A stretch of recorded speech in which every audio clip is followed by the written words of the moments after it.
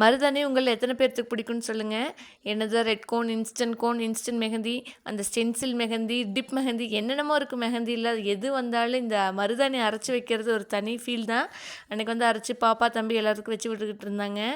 வீட்டுக்கு முன்னாடி இந்த மாதிரி தென்னை மரம் இருக்கிறது இந்த வெயில் காலத்தில் மிகப்பெரிய அட்வான்டேஜ்.